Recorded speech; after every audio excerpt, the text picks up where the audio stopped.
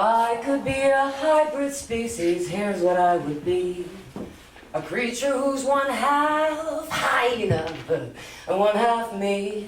And should I be called to testify upon my own behalf, I'd take the stand and be sworn in, then laugh and laugh and laugh. In the Kanuri language of the Bornu region of Western Africa, the word for hyena, wultu, connotes one who is unsettled, does not remain in one state, an individual who vacillates between strength and weakness. Hyena are even able to shift between sexes, as well as from human to hyena form. The verb bultungen, signifying, I transform myself into a hyena. There's said to be an entire town or two who can do it. A formidable ability, considering hyena notoriety both proverbially as well as in popular mythology. The public image of hyena is generally not very pretty, because neither, according to many, is the hyena, with its tragic mouth and down-sloped eyes, ursine lumbering and slobbering like a zombie Saint Bernard, mournful-looking as the mug of Goya's Kronos. But according to a proverb of the Hausa tribe, every fault is laid at the door of the hyena, though it does not steal a bale of cloth. The tongue of the hyena is barbed like the tongue of a cat. Some human beings are surprised by that, because they suppose hyena more resemble dogs than cats, when in fact they are neither of those.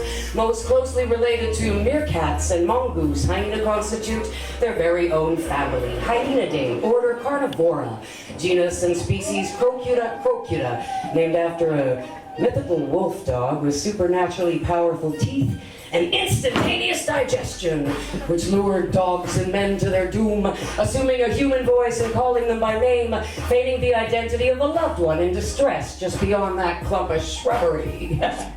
Not such a trustworthy namesake to be saddled with. A little like naming someone low-down snake in the grass or something like that, rather stacking the odds against social success. And so yes, nobody loves a hyena, they're carrion eaters. Grave robbers, shapeshifters, liars, and cheaters with a bad reputation for repugnant gustation. This in addition to being cowards and scavengers, demons and enemies of the church, overturning sepulchres and devouring the corpses of innocent converts. Furthermore, hyena are sexual perverts, known whores and hermaphrodites, chicks with dicks who can switch at will which sexy bits they wish to copulate with. They operate within the mythical dimension, with intentions that are shifty and shady, always changing from one thing to another, not entirely stable. You might almost feel sorry for the poor guys, but bear in mind the Mandi proverb that reminds it's never wise to show a hyena how well you can bite. Hyena, hyena, cattle of night, courser of witches with lanterns alight, burning hyena butter, anal glandular putty rubbed up against branches in two tones like tiger balm, red and white, gathered by witches in gourds to light their course, then mounting hyena take flight onto the astral plane to do nuisance there. Hyena, hyena, cattle of night, courser of witches with lanterns alight, burning hyena butter, gathered in gourds to light their course. Here the hyena is bringer of light. With eyes open wide and a fine set of canines, hyena cubs come into the world via the so-called pseudo-penis of their mothers. In fact, an elongated clitoris of identical dimension to the male apparatus, making labor a particularly arduous process, but still downright impressive and not well understood, while the females are packing in the hyena sisterhood. Then there's that laugh of hers, that maniacal cackle which screws with eustachian tubes, haunting the hearer ad nauseum like some kind of voodoo tinnitus. Now a crying baby, then suddenly a crazy lady really makes you wonder what hyena finds so funny. Unless that laugh is a call to bear witness to some shift in emphasis from general culpability to a clearer analysis of how maybe you've been lied to by the same set of standards that has tried to define you. From symbol of depravity to source of light and clarity, what hyena best exemplifies is that which can't be quantified, like natural science before Wallace and Darwin, a curiosity cabinet resisting easy definition. If I could be a hybrid species, here's what I'd be. A creature who's half hyena and half me. And when I'm called to testify upon my own behalf, I'll take the stand and be sworn in and laugh and laugh and laugh.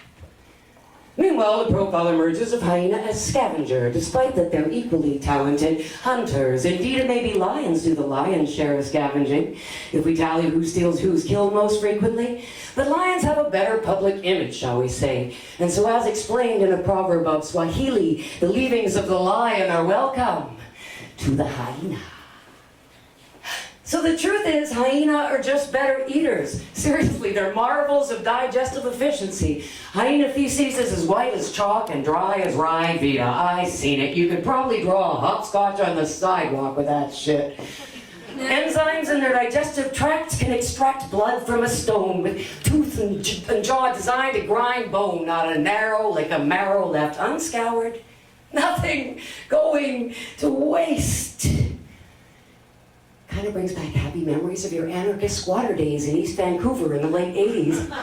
Scavenger was never a bad word, it was what you aspired to be. Diving into dumpsters in the parking lot behind Safeway, they could pretty well feed all 38 squatters in what the supermarket chucked out every day. And can it really be stealing if the lions already abandoned it and walked away? And when Safeway started putting padlocks on the dumpsters, wasn't that pretty much sour grapes? Where's my music? So you went similarly out of your way to subsist on the waste of society because you didn't want to pay for what it pandered. And in 6 abandoned houses, the squatters took up residence, hooked up phone and power just like regular citizens, and petitioned the city to save those perfectly livable bungalows from demolition, instead of throwing up still more fancy condos for which not a soul in the whole neighborhood had the dough. The point wasn't solely to draw attention to the plight of the homeless. It was to avoid joining them.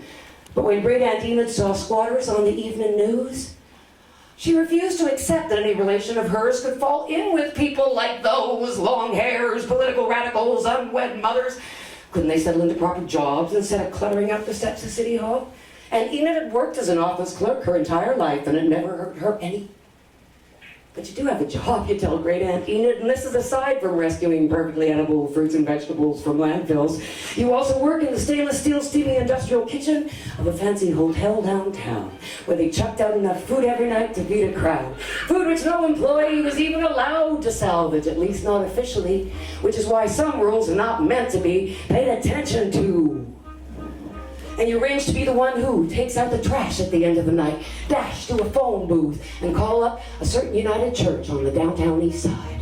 A neighborhood where homeless persons often line the curb like that ridge of dust at the edge of the pan, which never gets swept up quite. Then you wait in the back alley for the minister's Black Mariah with headlights dimmed, and you deliver the food bins to him, carefully stacked in garbage bags, a flat of mashed potatoes and carrots, a tray of Boston creams, or whatever it happens to be, which breach of legality the good folks at the downtown church are only too happy to recycle into meals for local people, the broke, the addicted, and mentally ill, helping keep body and soul together another night. Because we might as well admit it, most folks don't love the homeless anymore. Then they'd love to see a family of hyena move in next door. They likely have lice, or worse, homelessness may be contagious like some economic virus. Best not even look at a homeless person, or find yourself suddenly flat on your ass and addicted to crack at the corner of poverty and despair, and then you die there. But hope springs eternal in darkened doorways and shrubberies. The more dire the fight for survival, the greater the necessity for levity, which must be why we call it making light. If I could be a higher species, here's what I'd be. A creature who's half hyena and half me. And when I'm called to testify upon my own behalf, I'll take the stand and be sworn in and laugh and laugh and laugh.